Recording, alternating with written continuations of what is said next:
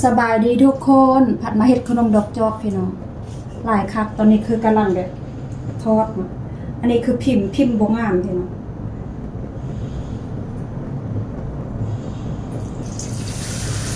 ทอดมีสองอันหนึ่งน้อยหน่อยพี่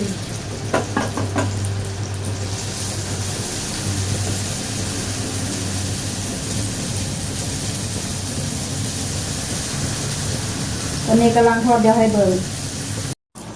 ขนมดอกจอกพี่น้องงามพี่น้องตอนนี้คือกำลังทอดเนาะทอดผัดกะปินเนาะใส่ไฟอ่อนๆเนาะค่อยทอดเนาะเฮ็ดกินเองพี่น้องแล้วก็อันนี้ก็คือพิมพ์เนาะสิทอดจุ่มกับเขาจุ่มแล้วก็มา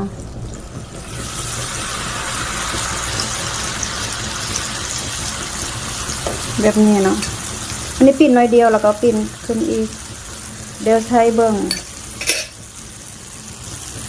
เดี๋ยวเอาอันนี้นะนี่น้ำมันเนาะอันนี้คือแป้งของเฮานะผสมเลยจุ่มจังซี่แล้วก็เอาขึ้นแล้วก็มาทอดจังซี่จุ่มลงอันนี้คือเอาขึ้นได้เลยเนาะมันบอกมันบ่งามเนาะเวลาผัดจะเอาขึ้นผัดก่อนนี่จังซี่เนาะอยากให้มันงามเลยพี่น้องเห็นบอกโอ้ยน่ากินบอกพี่น้องขนมดอกจอกเนาะขนมดอกบัวขนมดอกจอกแล้วเขาก็เอาขึ้นมาไว้เป็นบ่ขนมของเฮางามบอกพี่น้องเฮ็ดปีเดียวเฮ็ดอันน่ะเฮ็ดปีหนึ่งเฮ็ดเท่านึงก็เฮ็ดตุดไม้จีนค่อยก็ได้เฮ็ดเนาะอันนี้มันก็นี่แบบนี้แล้วก็เอาปิ้นเนาะมาทอดไม้พี่น้อง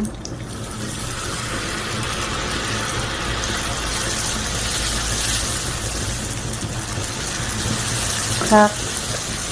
อันนี้เทว่าเอาขึ้นได้แล้วพี่น้องทอดตัวอันนี้ก็เอาขึ้นได้งามๆพี่น้องปีนลุมจังซี่อันนี้ก็เอาไว้แค่นตัวแล้วก็ปีนนะบางคนก็เอาบ่ปีนเนาะน้ำมันเขาใส่หลายแต่ผัดปีนบ่ฮู้เขาเฮ็ดแต่ละคนก็เฮ็ดต่างกันงามๆบ่พี่น้องเอาขึ้นทำได้พี่เอามาขึ้นขนมดอกจอกเห็นแล้วใส่กระปุกพี่น้องใส่กระปุกมันจะมีอันน้อยอันใหญ่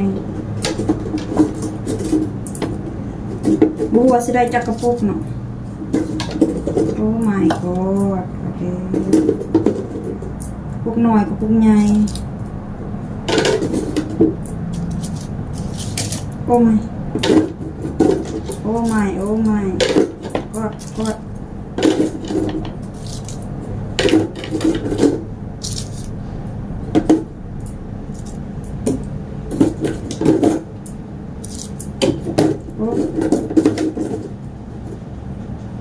พี่น้องใส่กระปุกก่อนพี่น้อง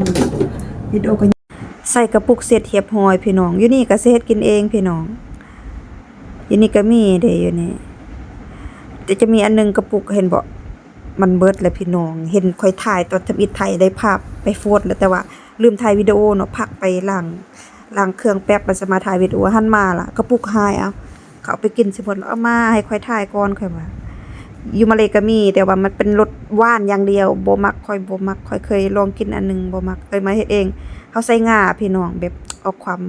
กรอบแล้วก็มันแบบน้ำมันกะทิน่ะหวานหน่อยนึงแบบอุ้ยแซ่บหอมๆง่าน่ะของเฮาเฮ็ดเนาะอยู่บ้านเฮามันแซ่บได้ขนมอันนี้เฮ็ดไปแบบของตนของฝากเฮ็ดกินน่ะแป๊บเดียวเขาเอากินสมมุติกระปุกใหญ่ค่อยก็เลยญาติเอามาถ่ายก่อนน่ะวิดีโอก็สิจบลงเท่านี้บ๊ายบาย